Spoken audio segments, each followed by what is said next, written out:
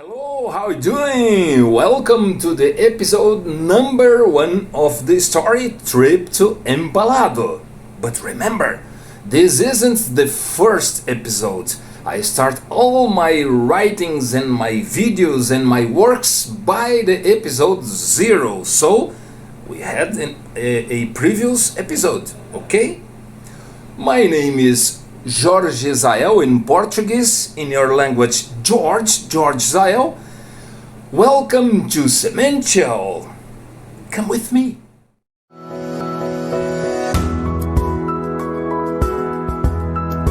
Semenchel.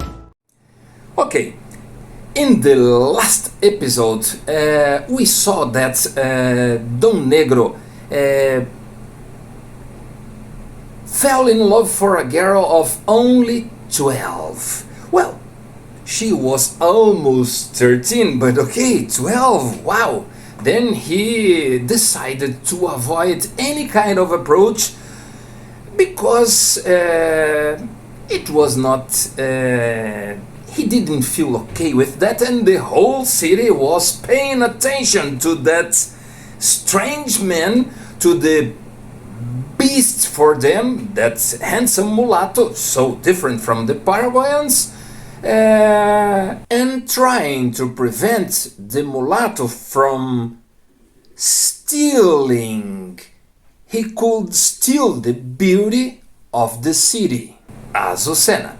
And then he kept a year plus just looking for her with his gaze, just looking and looking for her, because he was dreaming about having an opportunity to approach her. But okay, he decided to wait.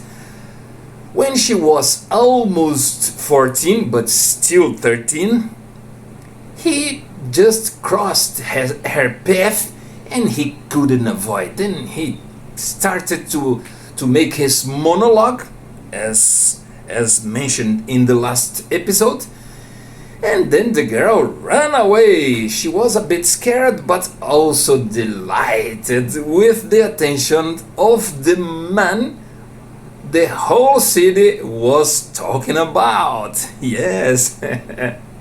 Well, that was the end of the last episode. And what about today? Huh?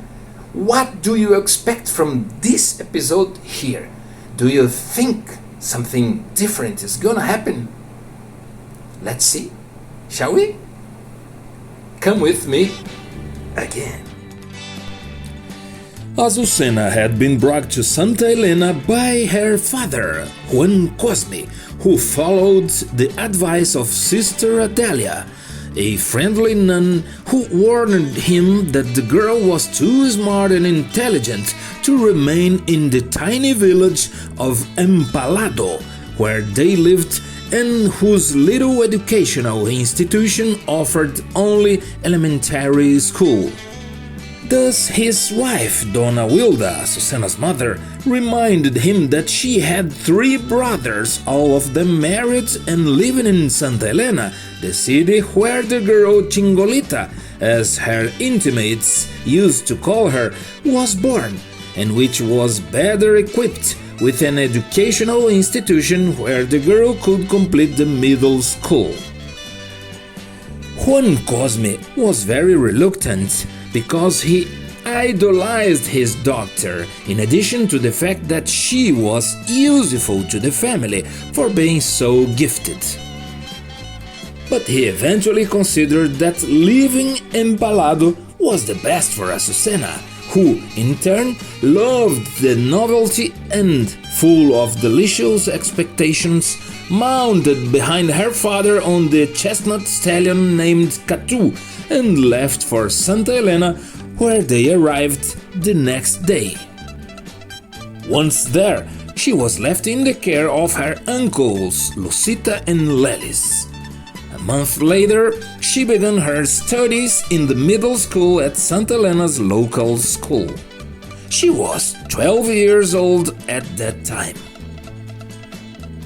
Don Negro met Azucena in August of that same year, 20 days before her 13th birthday. She was one of the most beautiful young women in town, and of course she was flattered by the explicit attention of the handsome mulatto who was coveted by every girl in the city. And so she spent the next few days romanticizing. However, in addition to the fact that she was a minor, she still had 3 strict uncles to protect her, all of them very jealous. Her parents stayed in Empalado 24 hours away by horseback. Just to mention, one of these uncles was the police chief of the small police station in Santa Elena. Influenced by this uncle, some police officers ended up even approaching the handsome mulatto in order to make clear the message that he should no longer approach that maiden. And so Azucena didn't even have the chance to see her beloved approaching again. But taking into account the declaration of love she had received from Don Negro, her tender heart had been deeply shaken. Azucena, who was an excellent student, intelligent and dedicated, suddenly found herself, for the first time, having difficulty concentrating on her classes and keeping up with her schoolwork. At home, she sometimes irritated her uncles, Lucita and Lelis, since she had been so absent-minded and pensive. Well, she started to dress up better whenever she was getting ready to go to school on the days when she knew her suitor would be watching her through the window or would pass her on the sidewalk. They used to just exchange loving looks, smiles and love notes, but they weren't even allowed to talk. At last, on the day she turned 14, Don Negro managed to send her a beautiful red rose, still shaped like a bud, which she kept inside a book for over 30 years, along with a note that said, "This rose is almost as beautiful as you are and as the love we dedicate to each other. Happy birthday! And may the next one come soon, so that I can finally ask you out on a date.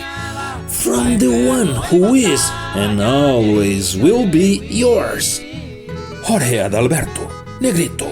September 27th, 1956. Whoa, whoa! Stop the video, please! A little bit. Come on. A whole year just looking at each other in a kind of platonic love? I don't know how they got through it all. And look, it was just once a week because Don Negro used to travel with his bus, so he was not all days in the city. But when he was in the city, they just looked at each other and sometimes exchanged some love notes. But a whole year, look what love can do.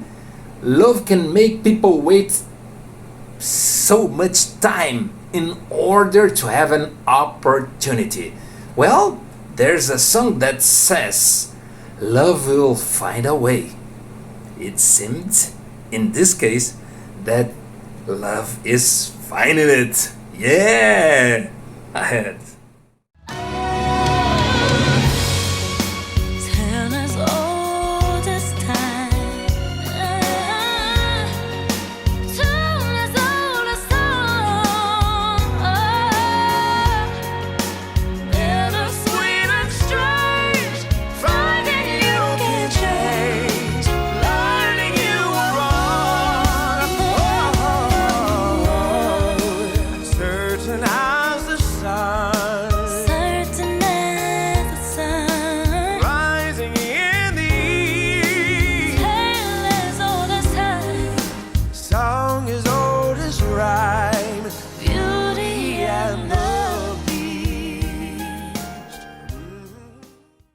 A few months before her mentioned birthday, Azucena had started to learn sewing with her aunt Celia, wife of her uncle Odon.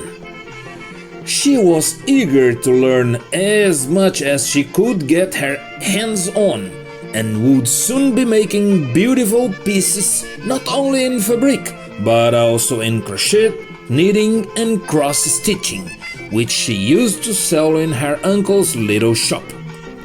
She was a very capable and dedicated girl.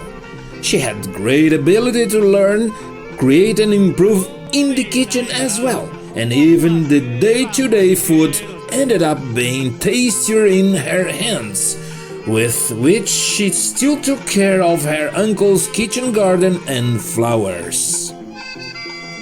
But it wasn't just the handsome mulatto who had succumbed to the girl's charms. Around that time, a young teacher, Professor Cáceres, aged 19, started teaching at the same school where Azucena studied. He was her second cousin, and that's why he didn't dare approach her, though his heart gave a thud every time he saw her.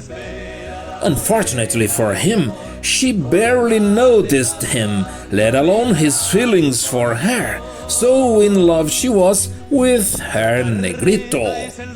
But this teacher would still play an important role in their lives in the future. Wow! It seems the competition was enormous, don't you think?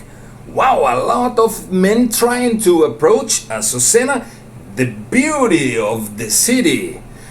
But you wanna know, Don Negro was that kind of man that had a lot of self-esteem, and after he finally succeeded in approaching her and talk to her and show his feelings to her, he was not paying attention to all the other men trying to approach her.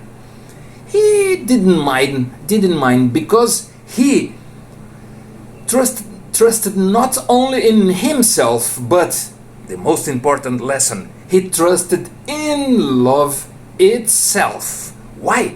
Love is absolute. And Don Negro, a kind of man that also already used the intuition, he knew how to follow his heart and to follow love. He trusted love itself, because the kind of love he was feeling for that girl was so strong that, well, he thought, it can't be only mine. If that feeling is so huge, it isn't only mine. And he was right. All love, when it's really a genuine feeling of love, is reciprocated. Always. That's what I teach in my book, The Passionate Man Handbook. The Passionate Man's Handbook. Okay? Well, Don Negro just kept his way in the certainty that he would win her heart. Ahead. In addition to Professor Cáceres, there was still another intriguing young man who would have given anything to at least contemplate Azucena more closely. Her 17-year-old classmate, Anastasio. The eldest son of the town's baker, he was a year ahead of Azucena at school, and he also felt swept away by her since the first time he saw her. But he was so shy that he used to feel sick just for crossing the girl's path in the schoolyard, having nausea and fainting sensations.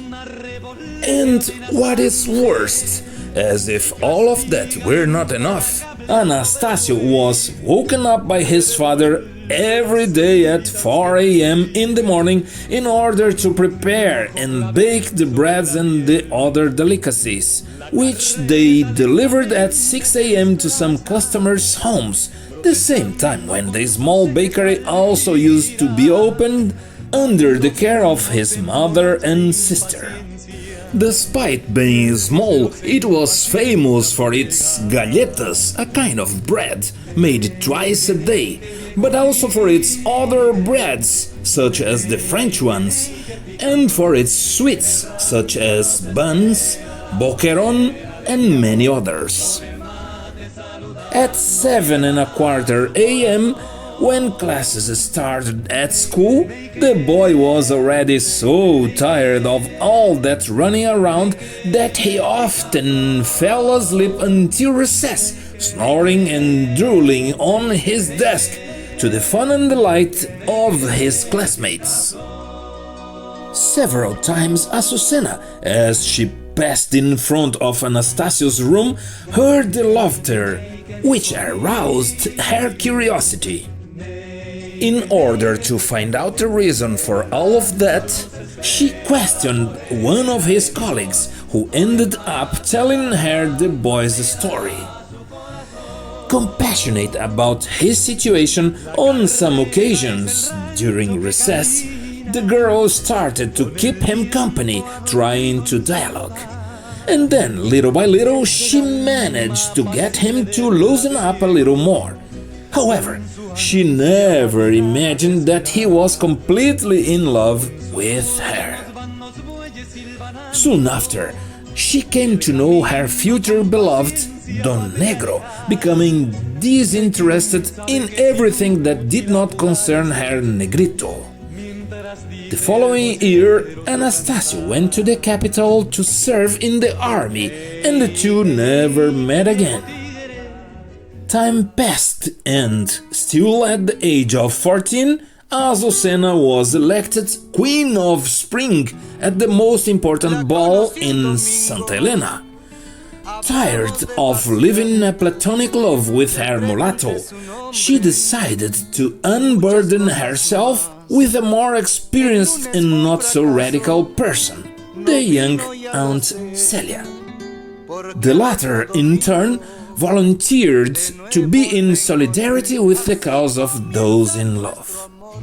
Once a month, Celia had to go to Asunción in order to buy fabrics and accessories for her sewing studio. And whenever she took the bus whose route connected Santa Elena to Asunción, Celia didn't miss the opportunity to talk to Don Negro, the famous mulatto and driver of the vehicle, idolized by her niece. She always used to sit next to him on the bench parallel to the driver's seat, and the two talked practically all the time during the trip. The fact is that Don Negro was already 25 years old, and Azucena's young age did not inspire him with the proper confidence that she would take him seriously. He often complained to Aunt Celia, claiming that perhaps her niece was too young for him. But Celia convinced him that her niece was smart and that she was also in love with him. At the other end of this romantic thread, Celia also had to explain to Azucena that Don Negro's infatuation with her was real and that he didn't joke when he made that statement on the first day they met. Azucena, in turn, realized that the older girls were all casting their charm on Don Negro, and so she worried that he might fall in love with someone else. But it was pure insecurity and jealousy of her, provoked by the girl's immaturity and impudence, who insisted on teasing the maiden because of the envy they felt at seeing Don Negro so in love with Azucena. He laughed incredulously and amused as he realized the misplaced afflictions of his beloved. Oh, my Azucena, none of them have the slightest chance of extracting from my heart the love I feel for you. Come on, never ever! Why do you consider such a nonsense? The only one who can separate me from you is God, and even He will have to work a lot. He used to attest passionately in his frequent love notes. And they continued in that way for a while, with Celia in the role of Cupid, intermediary of a passion that seemed impossible. Wow! Look how things were back then. They had to settle for mere exchanges of glances. They just looked at each other, and that should be enough because people didn't allow them to approach to each other. They couldn't even talk. Come on. What a harsh time. Wow. Well, I'm sure there was a lot of magic and love also in that time. Don't you think so? I do think so, because love is love, and it doesn't depend on the time it was lived. Ahead. With only 6 months left before Azucena turned 15, Aunt Celia decided to inform Don Negro about the party that would be given to the girl. She explained the details and gave him some insight into the whole scene and the people involved. From then on, Don Negro decided to really insert himself in this story and decided that he would go to his beloved's 15th birthday party even if he weren't invited by her family. Intelligent, resolute, and proactive, Don Negro began researching each of the grumpy uncles, from their habits to their tastes and preferences. And then he started putting his strong, albeit sweet, plan into action. On an international tourist trip as a driver, he bought a box of prime Argentine wines for that uncle of Azucena who was the chief of police. He wanted to win him over, and he knew exactly what he appreciated. On another trip, this time to Brazil, he bought ammunition and a bulletproof vest for another uncle of Azucena, sure that this would impress him. For the third uncle, when passing through Montevideo, Uruguay's capital, he bought Cuban cigars and a first-class pipe, as well as a special tobacco. Since he had an influential family, Don Negro managed to get first-class fabrics for Aunt Celia at a very low cost, helping her in her profession and also already ordering with her the 15-year-old dress of his beloved, in total secrecy, as if it were a gift from Uncle Celia to her niece. He didn't skimp on silks, fabrics, ornaments and crystals. He was fully convinced that he would be present at that party. Whoa. Stop the video again. Come here. Do you know what's the best way of predicting the future? No? It's creating it. And how to do that? Well, doing the same way Don Negro did it, by following his heart. You know, when you follow the genuine feelings of your heart, well, they come from your essence, and they are not wrong. Your essence, your genuine feelings expressed as your heart, not your ego disguised as heart, but your genuine feelings from your essence. they are not wrong, never ever. So if you feel those feelings, you can't be wrong. At first, it can even seem that you were wrong, but time will show that you were not wrong after following your feelings from the heart. Do it. They will pay off, I can assure you. Let's go ahead. Little by little, he gained the respect and admiration of Azucena's main relatives. Although still young, he was an ex-military, had a lot of knowledge and traveled a lot, which gave him a certain status in the conversation circles. In addition, he enjoyed the company of older people, enjoyed the experiences they gave him, and knew how to listen carefully, as well as really caring for each one of them. And so he found the space he needed to start inviting himself to the 15th birthday party of a girl he had only talked to once. Actually, it was just a monologue where he only declared himself. In fact, he was still a party crasher, but with a lot of class, style and self-confidence.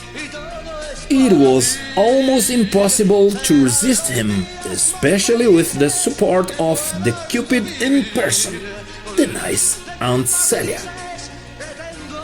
Since the party would be held in Empalado, the small village where Azucena's parents lived 24 hours away on horseback, he convinced all her relatives and friends that he would take them by bus, even though there was only a precarious road that was closed on rainy days.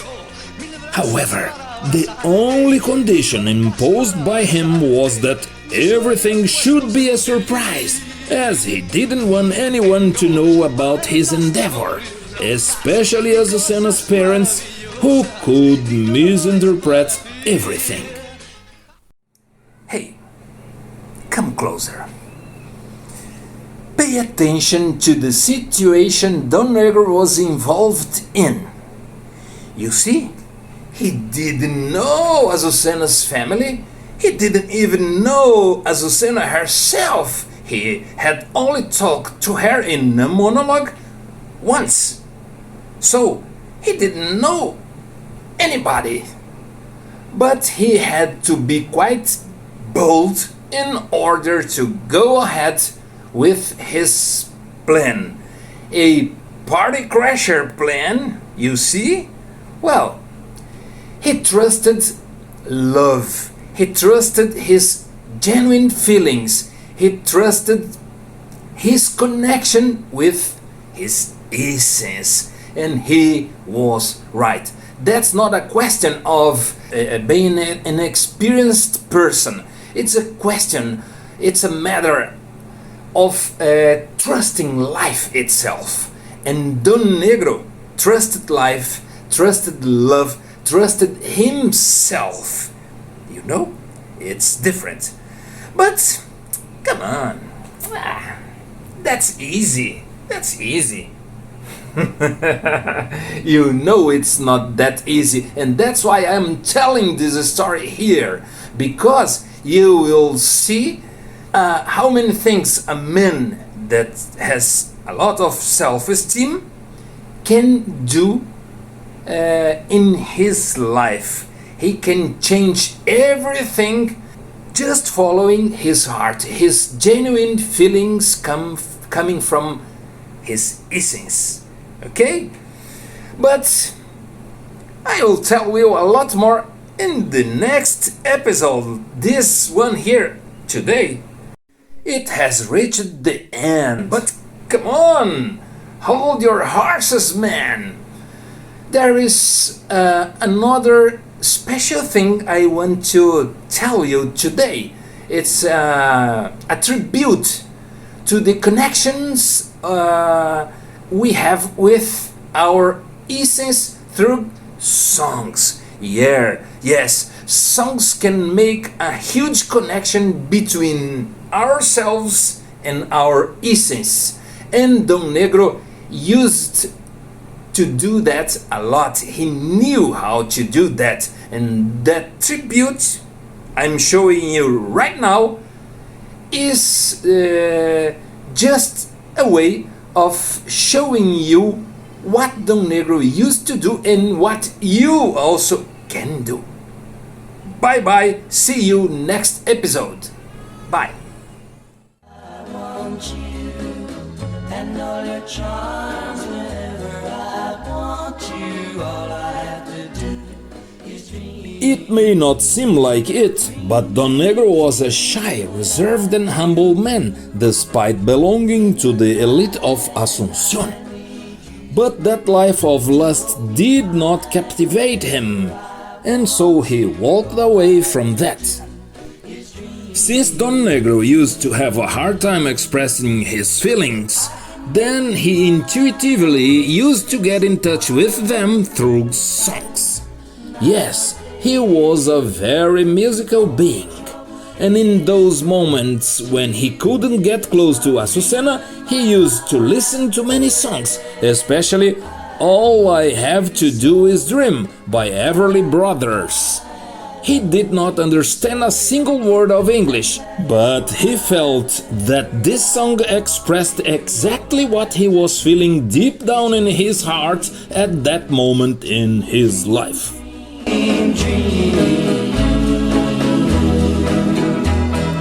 I can make you mine, taste your lips of wine, anytime, night or day.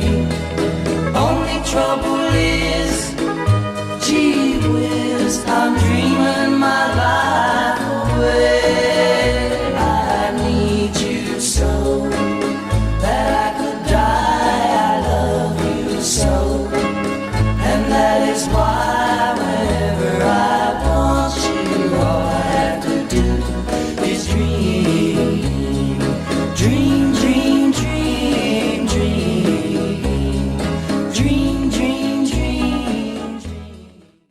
Don Negro loved to know the countries to which he traveled as an international tourist bus driver. Like a musical being, he used to collect songs from all countries, starting with Paraguay, his country of heart, and passing through Argentina, where his sister lived, more precisely in Buenos Aires. He also enjoyed flute music from the Andes, including songs from Chile, Bolivia, Peru, and many other destinations that he visited.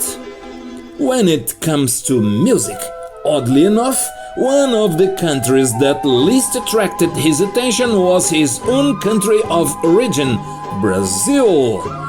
Still, he loved listening to Tico Tico no Fubá, a 1917 song meaning something as Rufous Colored Sparrow in the Cornmeal, and much later Estrada da Vida, Road of Life, which he used to sing alone. Yet no country enchanted him as much as Mexico. He was passionate about everything related to that country, having spent countless seasons there when single, acculturating himself and delighting in food for the body, tortillas, burritos, tacos, guacamole, and food for the soul, which means Mexican songs. ¡Viva México! México lindo y querido, si muero lejos de ti, que digan que estoy dormido y que me traigan aquí. ¡Dale, viva! A mi tierra mexicana, yo le canto a tus volcanes, a tus praderas y flores, que son como talismanes del amor de mis amores. México lindo y querido, si muero lejos de ti, que digan que estoy dormido y que me traigan aquí, que digan que estoy dormido y que me traigan aquí. México lindo y querido, si muero lejos de ti.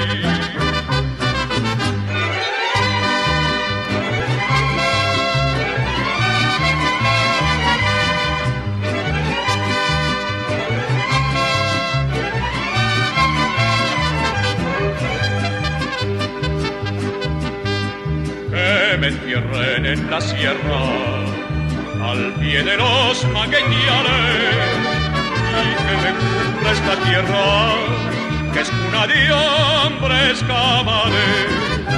Voz de la guitarra mía, al despertar la mañana, quiere cantar su alegría a mi tierra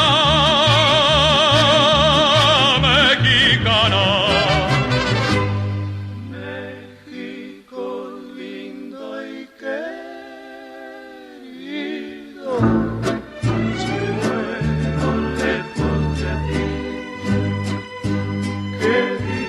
Estoy dormido